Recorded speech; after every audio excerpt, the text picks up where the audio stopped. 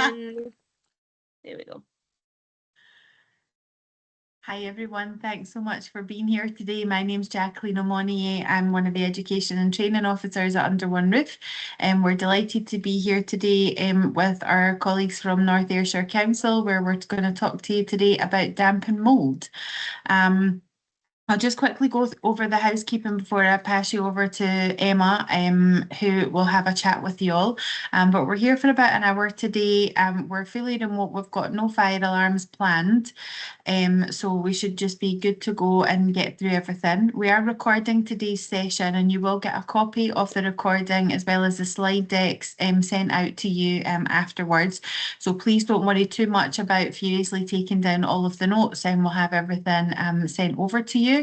Hopefully everybody's familiar with the Teams platform. You'll see at the top or the side of the screen, depending on what device you're doing, that we've got the chat box. My colleague Rebecca, who's our comms officer, she's on screen at the moment. Rebecca will post links to articles that are on our website and any other web links that you might need as we go through the presentation. If you've got any comments, you're welcome to put it in the chat box, but any questions that you've got, if you can stick to using the Q&A box at the top, that would be great, because at the end of the presentation we'll have time to answer any questions that you have. If we run out of time or we need to take something offline, then we'll get your contact details and be in touch with you. But I think that's probably it for our housekeeping. So Emma, I'll hand over to you and let you say hi to everybody. Thanks, Jacqueline. Hi, so I'm Emma Anderson. I'm the team manager for private sector housing in North Ayrshire. And this is Kirsty, my colleague. I brought Kirsty along on camera just in case you ask any super difficult questions. So she's one of my experienced officers. We've had the private sector team was formed in 2016 in recognition of a need for a dedicated service. And our role is to improve property condition across North Ayrshire, increase housing supply. We also have a remit for empty homes and missing shares and a whole raft of other things, but just wanted to hold this session today because it's obviously a really important topic, and I won't say anything else in case I repeat anything that Jacqueline's about to tell you, but thank you so much for your time this lunchtime. Lovely. Thanks, Emma. Right, guys, let me go ahead and just share my screen and get the presentation going here. So what I'm going to do today is talk to you a bit about kind of the definitions of damp and mould, where we are legally, and some top tips on how we can get started preparing for what's to come. But to get us kind of going, let's talk about Under One Roof. For anybody that is not familiar with who we are, or you need a wee reminder, we're Scotland's only charity that provides free and impartial information on repairs, maintenance and retrofit for tenement flat owner-occupiers, landlords and housing professionals across Scotland. We're funded by the Scottish Government and 28 out of the 32 local authorities across Scotland, including North Ayrshire, and we do a great deal of work in helping owners, landlords and professionals on anything to do with their tenement building. So this session today on damp and mould is really in response to how the law is changing and what's coming, and to try and help you get prepared and ahead of the curve before we go into next year and things start legally updating and changing. So I thought it was really important as we kind of get started off on this subject that we just kind of define what damp is. And we've got two definitions of damp because not everybody actually is fully aware of the definitions of everything and what it actually means. So if we look at our first kind of definition of rising damp, which is the upward movement of moisture from the ground into the lower section of a building's walls. That is where you've got things like porous bricks and mortar that draw up groundwater, where we have defective damp-proof courses that allow water in. If they've failed in any way, you might start to see if you're in the ground floor, as an owner, a landlord, a tenant, you might start to see, signs of damp and mould developing in your property. It might be that you start to see things like salt contamination on the walls, where you've got the salts in the groundwater that travel up and leave crystallized marks on the walls after water evaporates. In my previous life as a letting agent, I dealt with a number of properties that had issues with salt contamination. So I think it's important to be aware of what causes rising damp and what rising damp actually means. Penetrating damp is quite different. That's when water enters a property from the outside.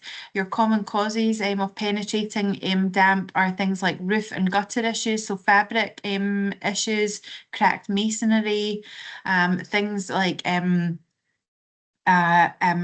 poor surrounds on your windows and doors. It might be you've got cracks in window frames. You might have a crack in a lintel above a door, or in the door facing itself, and also other things like having blocked drains or leaks from drain pipes that can really contribute to penetrating damp into a building and into people's flats. And really penetrating damp is one of the main and the associated fabric issues in a building are some of the main things that we deal with under one roof, and what we specialise in helping people on. Mould is quite different. So mould is obviously, well, in case you don't know, mould is a type of fungus that grows on surfaces in damp and humid conditions. Why does mould grow? It can grow from excess water, typically coming from leaking roofs, plumbing leaks, or water ingress. It can be from poor ventilation that prevents moisture from escaping and increases humidity in a property. That can be from things like not having trickle vents on windows, or not opening windows. It could be from drying washing inside. It could be from boiling pasta, boiling potatoes, whatever, where you've just not got anywhere for that hot, moist air to escape from the property. Obviously, you can get mould that comes from condensation. So, your classic example is your warm air in in a room hits the cold wall or the window, and you start to have the condensation dripping down the windows or on the walls. If you're not, wiping away that water, then it's got nowhere to go, and it's going to dry in, and it's going to grow mould.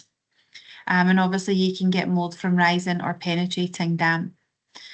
So I think as I say, it's important that we understand the differences and the types of damp that we can have in a property, and why mould actually grows and what it is.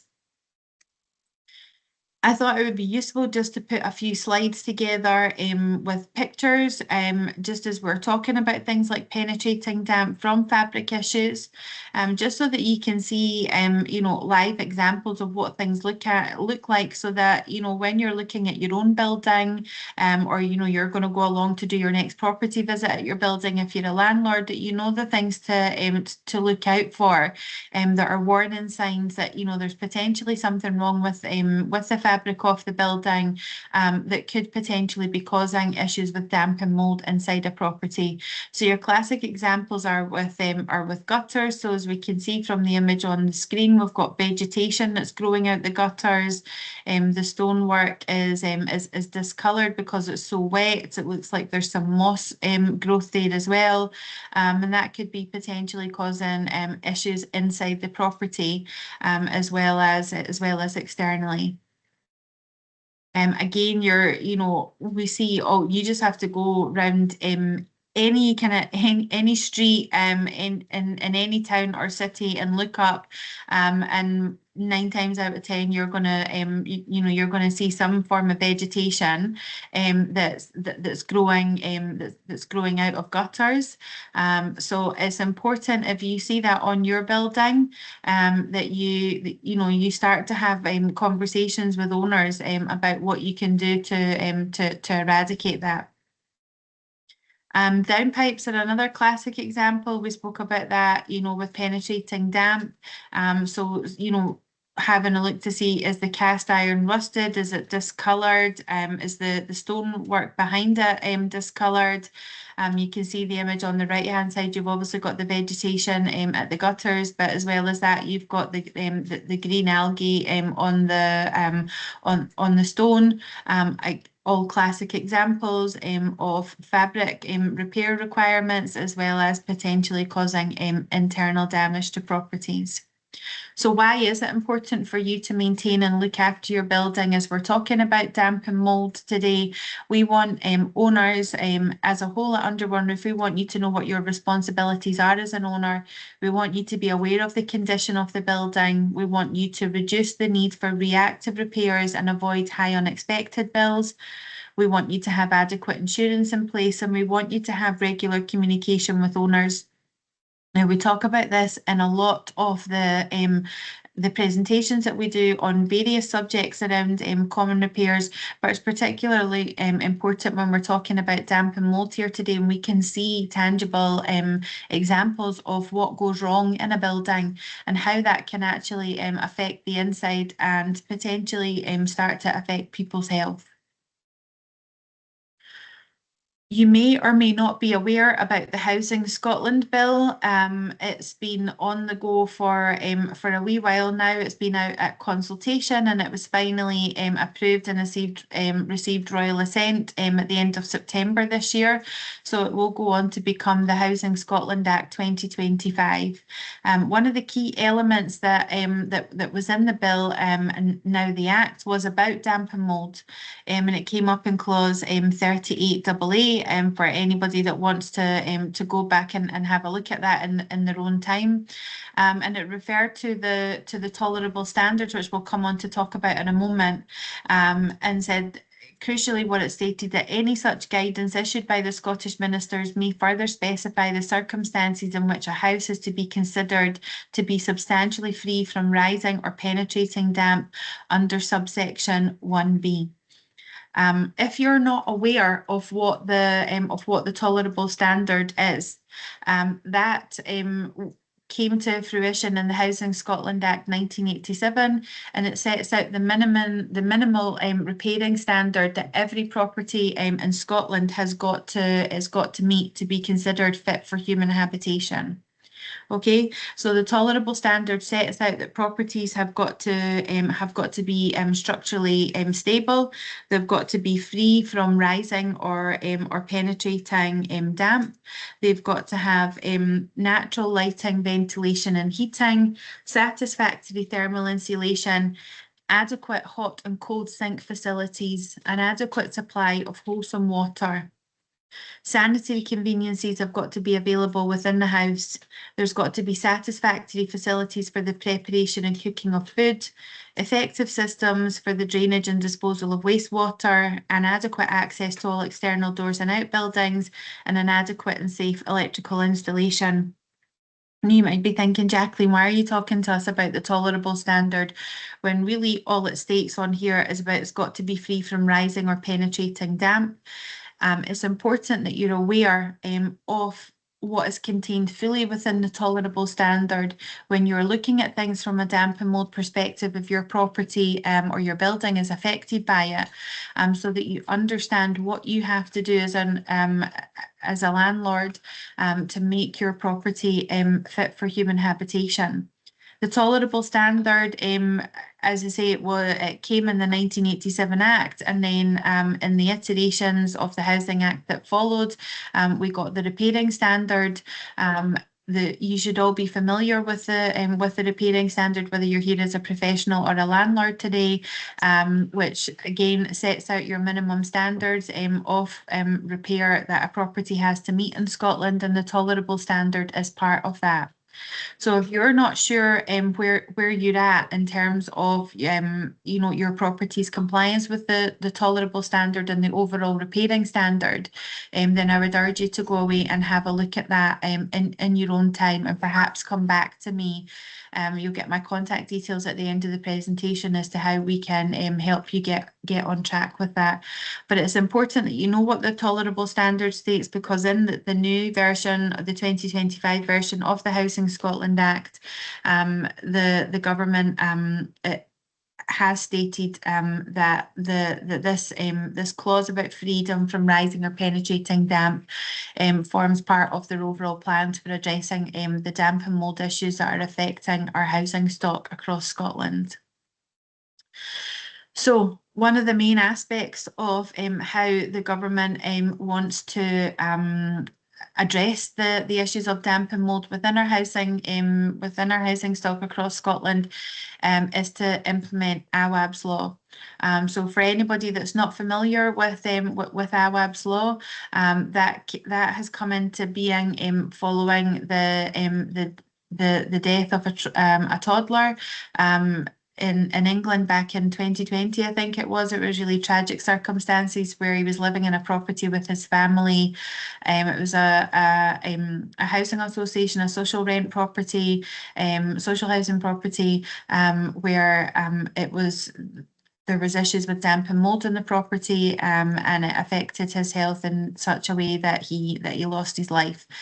Absolute tragic circumstances, and there had to be a response to that, and the response to that was to create AWAB's law in Westminster for England, and that is now translating into the Scottish system, and the Scottish government is extending the principles of AWAB's law into the private rented sector as well as the social housing sector from March next year.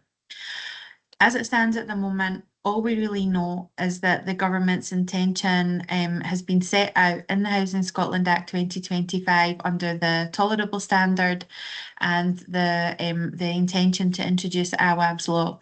We don't have the detail of exactly what AWAB's law for Scotland will contain. So we're working on the basis of information that's available to us right now, which is important for you guys to understand what you can start to do now to get ahead of things. So what do we think about AWAB's law, what will that contain? Well, it will place a legal obligation on landlords to investigate and resolve complaints about damp and mould that they receive from their tenants, or perhaps via their letting agent if they're working with one. It will likely have strict timeframes to comply with in the repairs process. It may be that from when you are notified about an issue with damp or mould in your property, that you may have to have an immediate response within 24 or 48 hours. To acknowledge it, and then a time frame potentially on taking action and trying to resolve and eradicate the issues. And again, as I say, this is all part of the wider effort to raise standards in Scotland's housing sector. So what can you do now as a landlord or an owner here today to try and get your property in condition, particularly if you're aware that there are ongoing issues with damp and mould in the property, or perhaps you're aware of something that's happening in the wider building, and that it's obvious to you that you can see that you've got vegetation, plant growth out of gutters. You can see that there are that there's problems with overflows when it's raining. Or that you can see that the stonework is wet, and that you've got leaks from downpipes. So we want you to carry out regular property visits to your properties, not only so that you can see what's happening externally, and Rebecca will post a link to our guide on how to do a DIY building survey. But also so that you can crucially check your compliance with the repairing and the tolerable standards. The repairing standard was updated in March 2024, and that placed obligations on landlords to deal with common repair issues within their buildings. So again, as I say, if you're not familiar with that, I would urge you to go back and have a look at it and get in touch with me to see how we can help you with that. But it is important that you know what's happening not only with your building but what's happening inside your property, because nobody wants to be in a situation where a tenant is reporting you to the first tier tribunal because your property doesn't meet the overall repairing standard, including the tolerable standard. So what do you do when you receive complaints or you're in a situation where you've got an ongoing complaint or a debate with a tenant or tenants about damp and mould within a property? We want you to start thinking about what action you can take. So what does that look like? That would look like arranging a visit to the property so that you can see what's happening. It might be that where you can clearly see that you've got black mold growth in an area that's accessible, that you can clean that. That might be that you're just using, like a hot soapy water solution. It might be that you're using a mold remover spray, but it's something that you would want to consider doing or speak to your tenant about doing, so that you can see, does a simple cleaning exercise eradicate the issue? Or is it only something, that will temporarily remove it and it will grow back? And that may give you an indication that something else may be going on, that is not just maybe attributed to lifestyle issues, lack of heating, ventilation, drying, washing inside, etc. It might lead you, to the realization that there's something else going on with the fabric of your property, of your building, that needs to be addressed. It makes sense that you start now to keep written records, ideally with photographs of complaints that you've received, and when you've gone round, what that's looked like, before and after photographs, if you're using a mold remover spray on an affected area, what it looked like before, what it looked like after, are you going back in a couple of weeks or a month to check how things are looking? Is there anything additional that you need to do topically to try and remove any mold growth? If you're working with a letting agent, you want to make sure that you've reviewed your letting agent's policies and procedures in terms of business agreement to understand who's responsible for dealing with issues about damp and mold. Is it you as a landlord, or is your letting agent going to do things on your behalf? It makes sense to check the effectiveness of the heating and insulation installations within your property. It might be that you're considering upgrading your heating system. It might be that you're in your property's on the top floor, and you're thinking about what insulation that's available in the building. You want to speak to Home Energy Scotland for support on that. Home Energy Scotland are great at knowing what grants and funding are available, as well as providing you with advice and options as to what you can do to up the energy efficiency of your building, let you know about alternative heating systems that could help you, and also speak to you about your options with insulation. It is a common misconception that insulation is a private cost for owners to bear, but actually it's defined within the Tenement Scotland Act 2004 that the installation of insulation is a maintenance obligation, which means it is a common repair responsibility. Sometimes people that are on the ground floor are thinking, well, why have I got to pay a share of insulating the roof when it's the top floor that's benefiting from that and not me? But ultimately, insulating a building has or can have a positive effect on every owner within the building, and that's one of the reasons why it is stipulated as being a common repair responsibility and not individual to a particular owner.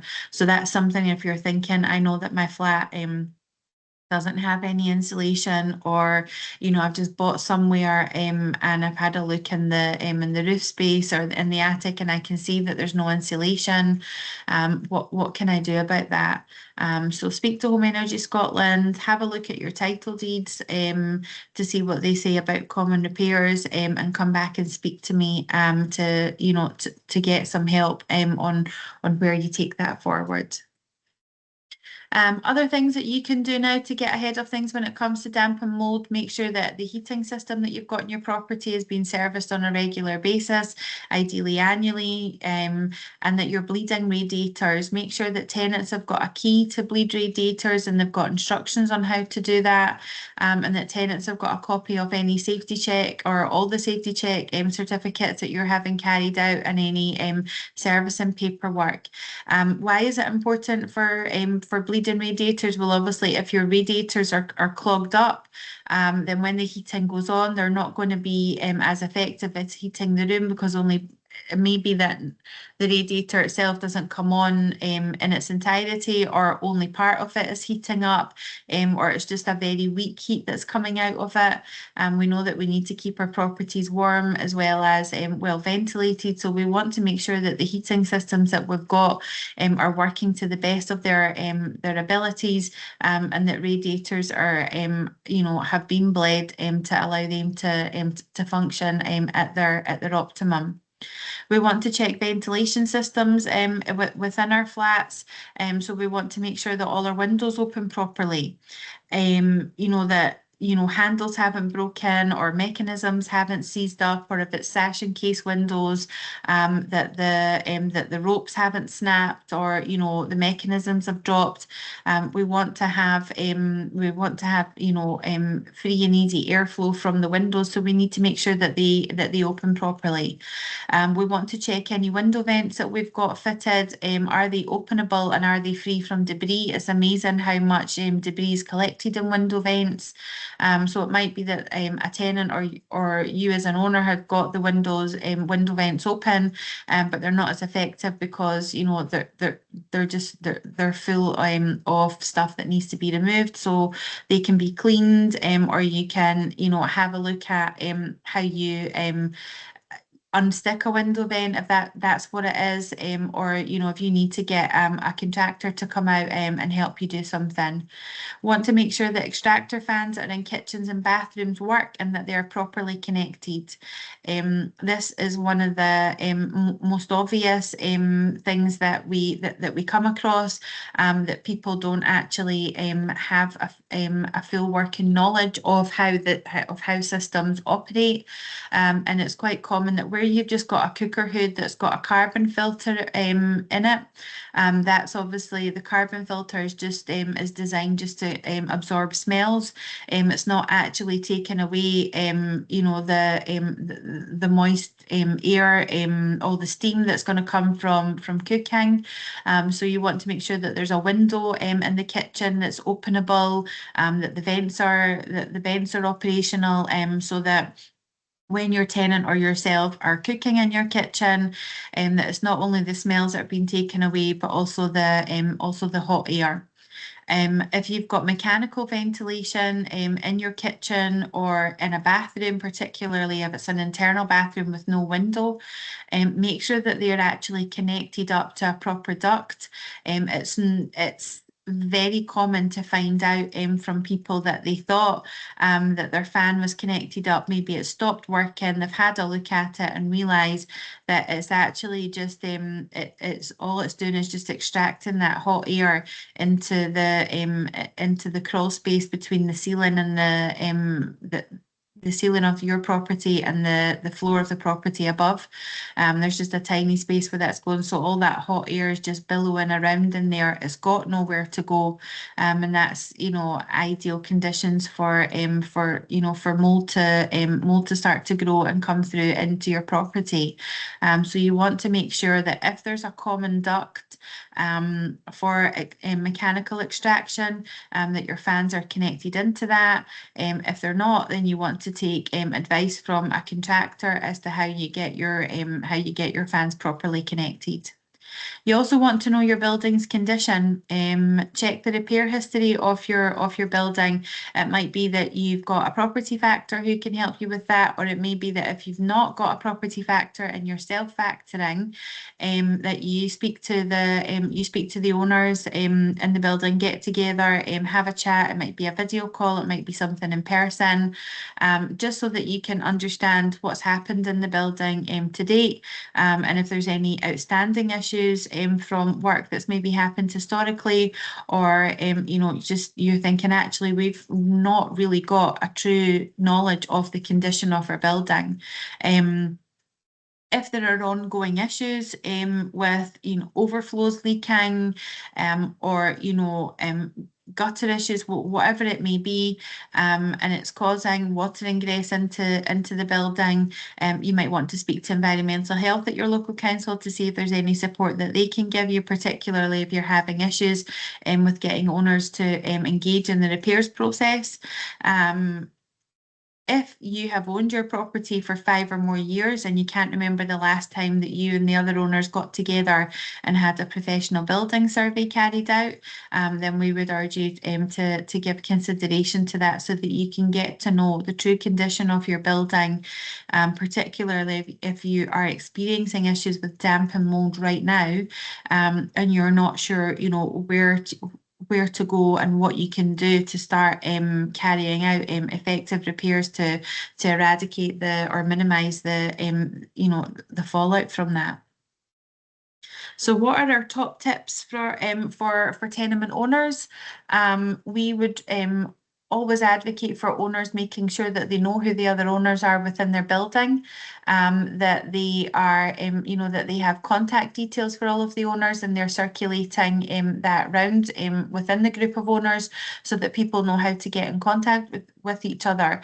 Why is that important when we're talking about damp and mold? Well, obviously, if you've got a water leak or water ingress that's coming from something like the roof, a gutter, or an external pipe, or perhaps it's internally, you need to get in contact with each other to alert another owner as to what the issue is, how it's affecting your particular property, your tenants, or your own enjoyment of your property, and how you can start to figure out the repairs process.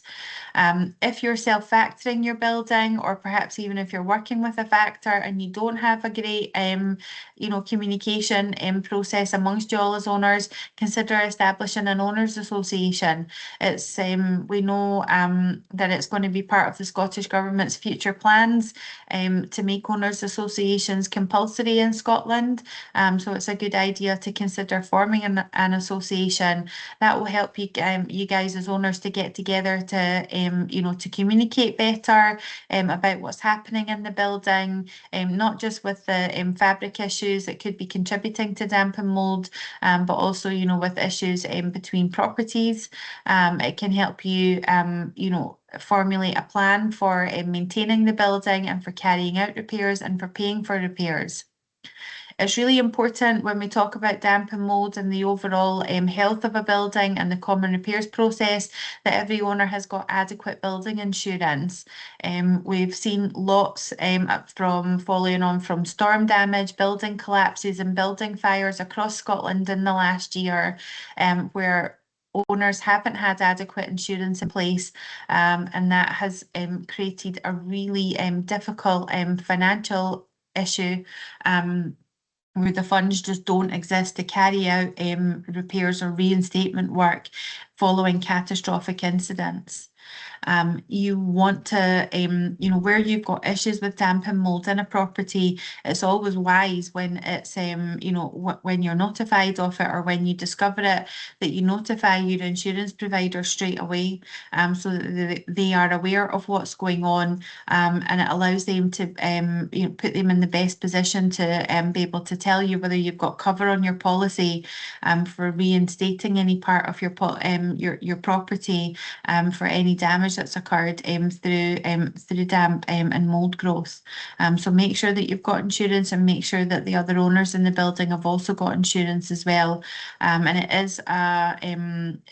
is stated within the Tenement Scotland Act 2004 that owners should be sharing information of the building insurance policies that they've got with other owners in the building. On the topic of insurance, if you don't know how much it would cost you to reinstate your building, and you haven't had a reinstatement valuation survey carried out, then that again is something to consider speaking to the owners about doing, just so that you make sure that you've got the correct amount of insurance cover in place, so that if there are any catastrophic incidents, that you have got the right amount of insurance in place to help you. We've talked about a professional building survey and why that is important. We need you to know what the condition of your building is. It's no good saying, okay, I can see something growing out a gutter. I can see that there's a crack in it, or rust around the external downpipes. Or it may be that you've got internal downpipes, and you're thinking, oh, I've got a leak in my property, and somebody's come out and said it's something to do with this pipe, and I don't really know what I'm supposed to do. A professional building survey will give you a report of the true condition of the building, and it'll highlight things that have got to be dealt with urgently, and what you need to consider doing in the immediate future, or things that you can start planning for. It might be this is going to, a certain aspect of the fabric is going to come to an end within the next 5 to 10 years. You want to give consideration to that. So please be mindful of that. If you haven't had a professional building survey carried out in 5 or more years in your property, make sure you're carrying out regular inspections of the common areas of your building. If you're going around to do a property visit, if you're a landlord or as an owner, that you're just, you're not just going in with the blinkers on and going straight to your flat. Have a look at the common areas, what's happening, what's the condition of the, of the main door, of the, of the windows that you can see, and the downpipes, the gutters. Is there anything immediately obvious that could potentially be, causing damp and mould within your building? It goes without saying, but gutters and the roof should be checked and gutters cleaned on an annual basis. If you're in a particularly leafy area, you might want to be cleaning gutters out twice a year or potentially more. It's good for owners to have a planned maintenance schedule, start to save for future repairs, and consider opening a joint maintenance bank account to do that. We want you to have a good relationship with your factor. If you have a property factor in place, make sure that they're carrying out regular site visits, that they're holding meetings with you as owners, just so that everybody is in good communication about what's happening within the building, so that when you're just not only just kind of having all your kind of planned maintenance schedules carried out, but you're also saying, look, something's happened within this this flat, or we can see mold growth within the within the common stair area, that we're concerned about that, just so that things can be on a more proactive rather than a reactive basis.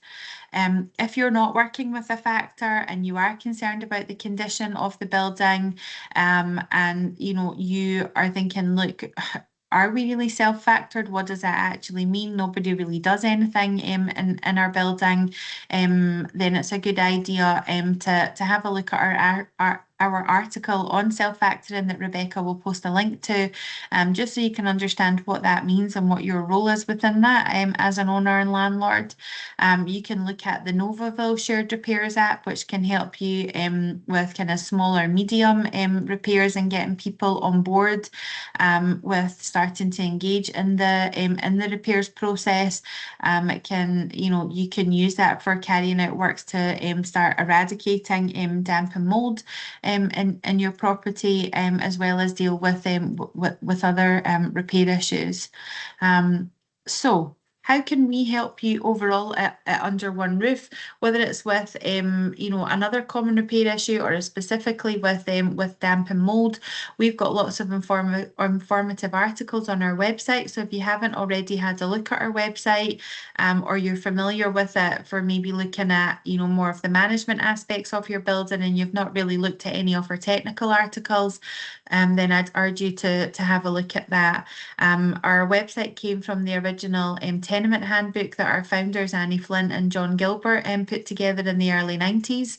Our website's an updated version of that, but we've got lots of architect drawings and photographs on the technical side of building maintenance. It can really help you understand what's going on. I'll get Rebecca to post a link to our page on below ground level, which is a really good article for understanding what happens in the basements and foundations and solum of a building and how that can contribute to damp and mould, and sets out, you know, the repairing responsibilities. So that's a good one to have a look at. We've also got our inquiry service, our Ask an Expert service. So when you go onto the homepage of our website, you can click on the box to ask an expert, and it'll bring you up with another box where you can put your details in and a description of your inquiry, and it'll come to myself and my colleague Stephen, and we'll get back to you in a couple of days with a reply. So we're here to help you with whatever stage you're at. It might be that you're here today and you're thinking, gosh, my you know, my tenant is on my case about this mould. I don't know where it's coming from. I don't know, you know, what I'm supposed to do. Then we're here to help you with that. It might be that you're thinking, I've not got any problems with damp and mould. I just really want to know you know, where I need to, you know, up my knowledge on things, or, you know, we're not really doing a lot with our building, but we're potentially concerned about, you know, aspects of it, and how we carry out repairs. We're here to help you. So, as I say, you'll get a copy of this recording and the slide deck sent out to you. So you'll have my email address so you can contact me directly. But I'm going to stop sharing my screen just now that we've gone through the presentation, and go back to our live environment. Hi guys, and we'll start the Q&A. Have we got any, Rebecca? Have we got anything there so far?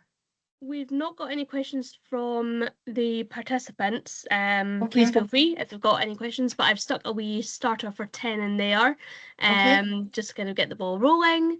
Okay.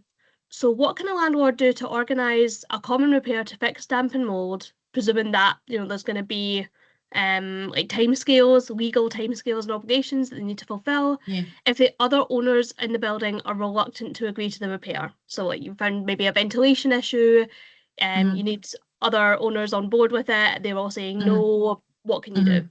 Yeah, absolutely. And that's a question that we get so often at Under One Roof, about a lack of engagement from owners, or just a reluctance to agree to repairs. It might be that people think it doesn't affect them because they're on the ground floor and the issues happening in the top, or vice versa. But ultimately, the title deeds will set out what the common repair responsibilities are for owners.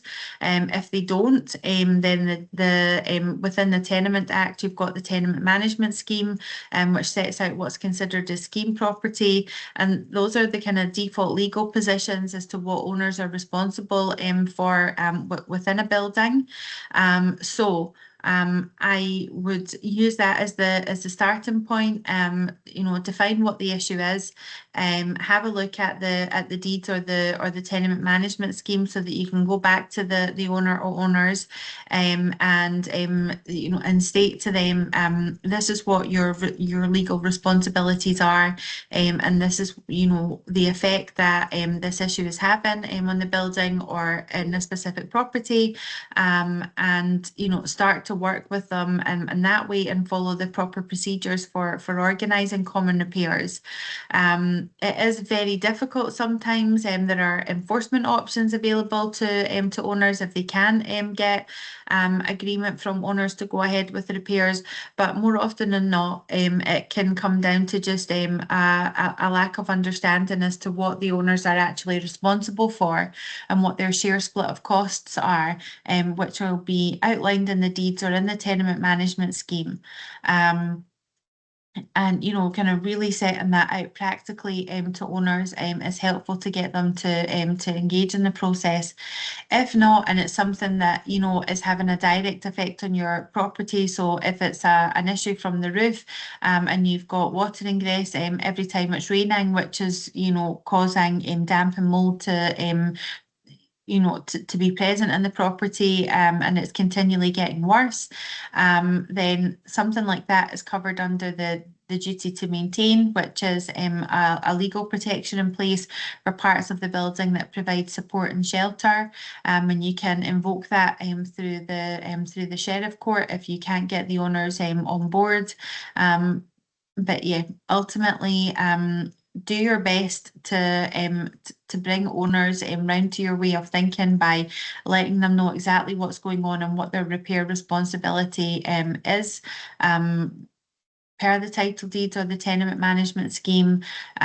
If you can get engagement there and you can get agreement to go ahead with repairs, then great, but if not, then consider what the enforcement options are for taking something forward. Great, thank you. Got another question about factors. Have a penetrative damp problem on the first floor flat of a 3-floor tenement. We have found the source, but the factor has been really dragging their heels on getting someone to repair it. Any tips? Okay, right.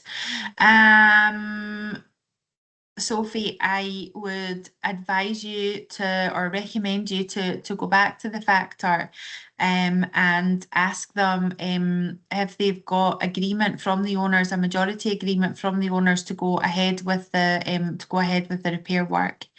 I would also recommend that you have a look at the factor's written statement of services agreement, which will set out their policies and procedures for dealing with repairs and maintenance in a building. So that you can check that they're actually following that, and if they're not, or they've breached any of the timescales, it might be, they say within X amount of days of receiving majority agreement, we will appoint a contractor to do that. So go back to them and question them on how they're complying with their policies and procedures per their written statement. Understand what agreement that they've got and authority to act, and how quickly that they're going to be able to appoint a contractor.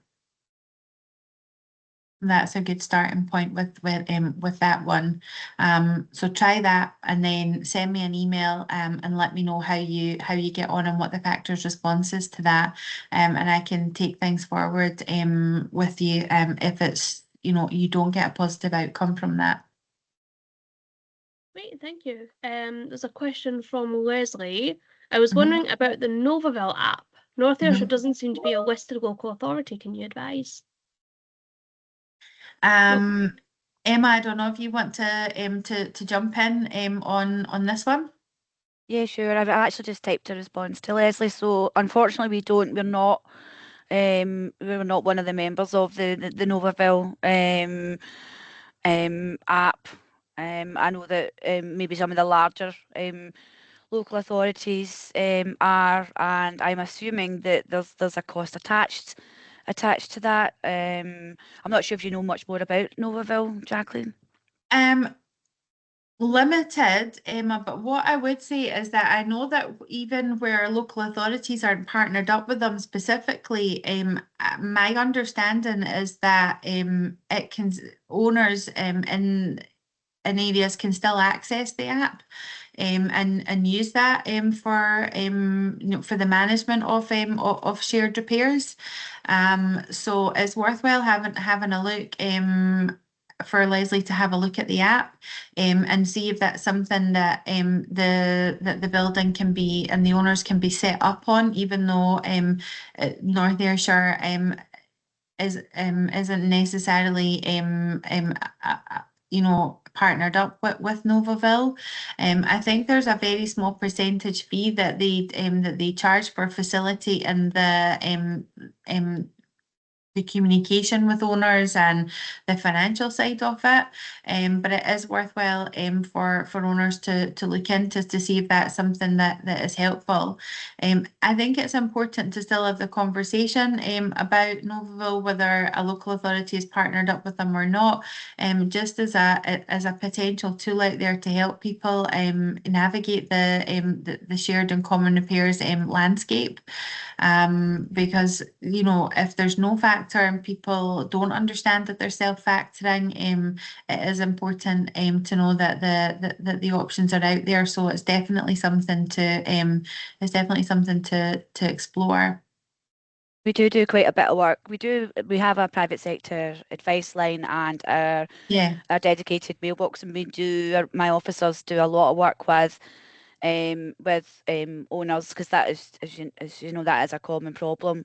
You've got 4 people who in a block out of 6 who know what work needs to be done, and you have people who are reluctant, and that's where the missing shares comes in, and it's something that but the happy to provide. In fact, Kirsty, if you could maybe put a link to our missing shares in the chat, that would be great. But you still need to have the majority. There needs to be a lead owner. And that lead owner, they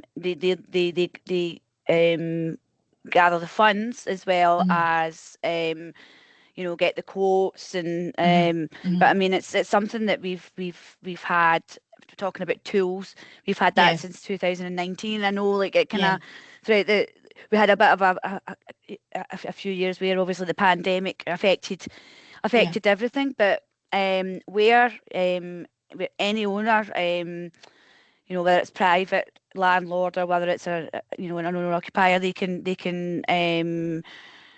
approach the missing share scheme if they've got a majority and they're willing to act as a lead owner. But what we find is the kind of biggest thing about missing shares is that once the lead owner's notified the people who aren't willing to contribute, we will then prompt and send letters, and what we find in a lot of cases is that when people realise this is going to happen anyway, we've got a majority, and just that kind of like nudge from the council. And also there's just people out there so we've got people who are unwilling to pay their share, and there's people who are unable. But I think that it's important that this work gets carried out. We don't have a large proportion of tenements in North Ayrshire compared to the big cities. However, I think that there's it's been in the news and been a high profile issue for a long time, and obviously we've worked together, Jacqueline, for a number of years now. So if anybody is in that situation where they've got the minority refusing to carry out essential works, then please get in touch with us, and we will there's the subject to the criteria, but certainly we've had quite a bit of success helping getting repairs done over the last few years. Good. And which is just great, because we know that owners are, a lot of them are in a real bind because they have got significant issues that are affecting their properties directly, whether they live in it or they've got tenants in it. And we kind of need to move things forward now, particularly where we're seeing things with damp and mould that are causing or exacerbating existing health conditions, or they're causing people to to develop health issues. We need to move forward as a collective to try and resolve repairs, carry out repairs, resolve issues, and reinstate properties, so that they're healthy for people to live in. obviously we're waiting on detail from the Scottish Government as exactly what landlords, owners, etc. will all have to do when it comes to AWAB's law, and complying with the like the tolerable standard. But we it's quite clear that there are steps that we can all take now to try and help, and that's what we're all here to do. Did I see something else pop up from another Yes. person, or was Yeah, it there's one last question from yeah. Lloyd. He says, issues with cracked masonry on the outer building fabric causing penetrating damp into the flat, affecting Right. timber sash and case windows. The Uh-huh. factory has been notified and awaiting a response, but as a general principle, as this is a matter involving the external building fabric, would I be correct in saying the cost of the repair would be split between the owners of the building? Yeah, unless the title deeds state otherwise, this will be a common repair issue that the owners in the building will be responsible for. It's always worth checking the title deeds to see exactly what they specify for common repairs and the share split of costs. But yeah, with anything that's affecting the fabric of the building like that is classed as scheme property, and will be a common repair. So that's something that the factor should start the common repairs process and notifying the owners, getting agreement in place, and letting you know what the costs are. It's really important with the when you're dealing with cracked masonry, that the contractor is using the right type of material to fill in the cracks, so that it doesn't prevent the building from breathing. So your typical example with that is with cracked stone, that somebody's not heaping a whole load of cement on the cracks, because the cement doesn't allow the stone to breathe. It needs to be lime mortar that allows the stone to breathe so that it can dry out, and it can ventilate. You don't want to clog that up and prevent stone from being able to kind of breathe and ventilate. So make sure that they are that they're going to be using an appropriate their contractor is going to be using an appropriate method. But again, it's worthwhile having a look at the factors written statement of services agreement to see what their policies and procedures are for repairs and their timeframes, so that that you can check that they're on track with that. Also have a look, because it's affecting the timber sash and case windows, have a look to see what your title deeds state about the responsibility for windows. We've got an article on windows that Rebecca will be able to post a link to, that kind of breaks down what parts of the windows are common property and what are individual responsibility, just so that for any resultant damage inside the property to the windows, that you're aware of what would potentially be added on to the common repair, or what you may be responsible for individually, and making sure that your insurance company is notified for any resultant damage inside the property that you may have cover on the policy for. Great, thank you so much, Jacqueline. That's all of the questions answered. And Lloyd says thank you very much. So great. Well, look, I hope that everybody has found this session helpful and informative today, even just kind of setting out in your mind exactly what damp and mould are. And just to it's helped you to know that we're here to assist you, and to kind of take you through the repairs process, that if you've got ongoing issues, that that you're not alone, that there's support available to you. We can point you in the direction of external agencies if there's things that are beyond our remit within the council, and under one roof, and that we will keep you updated as and when we get more detail from the government as to how this is all going to unfold and what your specific obligations are going to be. So stay tuned for that. Emma and the team will get out communication to you. If you've not already signed up to our newsletter at Under One Roof, then I would recommend that you do that as well, just to keep up to date with what's happening. And once we get more detail, we know exactly how things will look like. I'm sure we'll be doing another webinar just to give you the specifics on that. But I hope you've enjoyed our session today. Thank you so much, Rebecca, for all the links and the help and support. Emma and Kirsty, it's been a pleasure as always. So happy to work with you guys. And yeah, keep in touch with us once you've got the slides and the recording, and you've got my email address, and let me know if there's anything else that I can do to help you. But I think, yeah, we'll end it here today, Rebecca. And yeah, thanks so much, everybody. Enjoy the rest of your day. Thank you, everyone. Thank Bye. you.